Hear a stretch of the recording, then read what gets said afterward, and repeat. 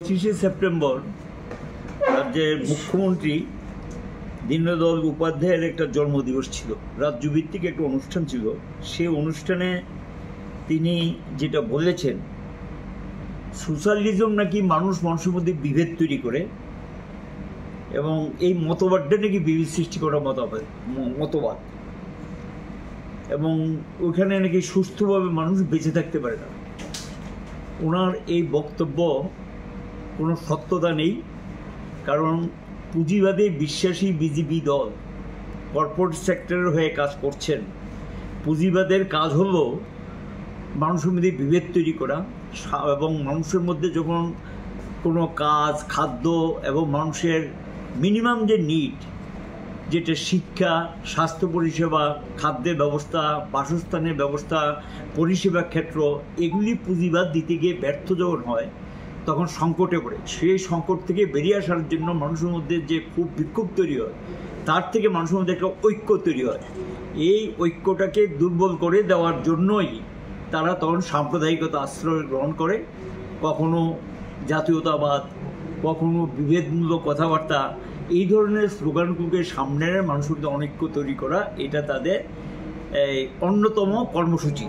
কাজে তিনি বামপন্থীদের মধ্যে সোশ্যালিজম, সমাজতন্ত্র, তো সেখানে ধনী দরিদ্রের পার্থক্য থাকে না, পার্থক্য কমে আসে, সকলের জন্য কাজের ব্যবস্থা হয়, সকলের জন্য খাদ্যের ব্যবস্থা। কাজে তিনি যেটা বলেছেন এটা ঠিক না, এবং এটা বলতে গিয়ে তিনি এটা বলছে ওখানে নাকি উন্নতি হয় না এবং উন্নতি বাধাপ্রাপ্ত হয়। তারপর এটা তাদের মানবিকতা, মূল্যবোধের বিষয়গুলো তিনি আলোচনার মধ্যে এনেছেন এবং প্রযুক্তির বিষয়ে আলোচনায় এনেছেন। এবং বলতে গিয়ে আরেকজন রাজীব ভট্টাচার্য তিনিও ছিলেন, তিনিও বলতে গিয়ে বলছেন যে আত্মনির্ভর ভারত গড়ে তুলতে হবে এবং স্বদেশি জিনিসপত্র নিতে হবে, এই ধরনের কথাও বলেছেন। আমার প্রশ্ন হলো, ওনারা এই সমস্ত এবং রাজ্যে নাকি সব উন্নয়ন ইত্যাদি হয়ে গেছে, সেই মিটিংয়ে বলেছেন। প্রথম প্রশ্ন হলো, ডিএ শিক্ষক যে কর্মচারীদের যেটা মাত্র 3% দিয়েছে, বাকি 22% কোথায়? এই নিয়ে উন্নয়নের ঠিকানা। শ্রমজীবীরা মজুরি পাচ্ছে না এবং বিশেষ করে পুজোর বোনাস এবং এক্সগ্রেসিয়া, তো এটা একটা স্বাভাবিক নিয়মই, বা এক্সগ্রেসিয়া কে কত দেবে সেটা অন্য বিষয়, কিন্তু দিতে হয় পুজোর সময়, এটা নিয়ম। এবং সেই এক্সগ্রেসিয়াও তো পায় না। কোনো নজর আছে শ্রমজীবীদের প্রতি, গরিব মানুষের প্রতি কোনো দরদ, কোনো নজর ওনাদের আছে? কাজ নেই, বেকারে ছেয়ে গেছে, পূজার বাজারে চরম মন্দা চলছে, দোকানপাটগুলোর দিকে তাকালেই বোঝা যায় গ্রামে হাহাকার। সেখানে গিয়ে যারা রেগার কাজ করেছেন, টুইও কাজ করেছেন, মজুরি পায়নি, এবং অন্যান্য ডিপার্টমেন্টে কাজ করেছে, সেখানে দেখা গেল পেমেন্ট হয়নি এবং পরিস্থিতি খুব খারাপ জায়গায় চলে গেছে। আমরা লক্ষ্য করলাম আজকের পত্রিকা একটা প্রকাশিত হয়েছে, একটা শিশু বিক্রির ঘটনা। এটা আমাদের রাজ্যে এখন নিয়মিত একটা ঘটনায় পরিণত হয়ে গেছে। আপনারা শুনেছেন যে করবুক মহকুমার শিলাছড়ি ব্লকে শুকনাছড়ি একটা জায়গা আছে, সেখানে 10,000 টাকার বিনিময়ে বাচ্চাকে দুধের টাকা জোগাড় করতে পারেন না, সেই শিশুটাকে বিক্রি করে দিয়েছেন এবং তাকে আরও 1,500 টাকা বেশি দিয়েছেন, মোট 11,500 টাকার বিনিময়ে বিক্রি করে দিয়েছেন। এখন হয়তো সরকার গিয়ে সেখানে লেখালেখি হচ্ছে, পট্টপট্টি উদ্ধার করবেন, কিন্তু এই যে পরিবেশ, এটাই নিয়ে উন্নয়নের চেহারা, এই নিয়ে ত্রিপুরার যে উন্নয়ন করেছেন।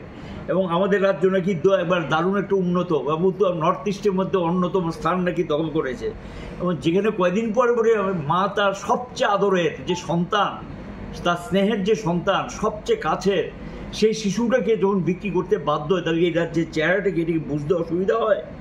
এবং আইন শৃঙ্খলা তো সম্পূর্ণ ভেঙে পড়েছে, নারী, শিশু, মহিলা কেউ রেহাই পাচ্ছে না, দুর্নীতি প্রাতিষ্ঠানিক রূপ নিয়েছে, মেয়েদের কোনো নিরাপত্তা নেই এবং নেশার সাম্রাজ্য গড়ে তুলেছেন গোটা রাজ্যে।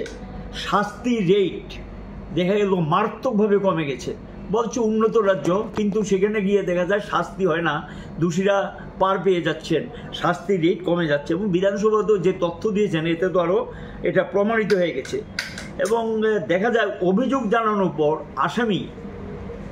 জানানোর পর সেই আসামিকে গ্রেপ্তার করবে, আসামিকে যিনি অভিযোগ করেছেন তাকে চাপ দিয়ে সেখানে মামলা তুলে নিতে বাধ্য করছেন। টোটালি একটা অরাজকতা চলছে।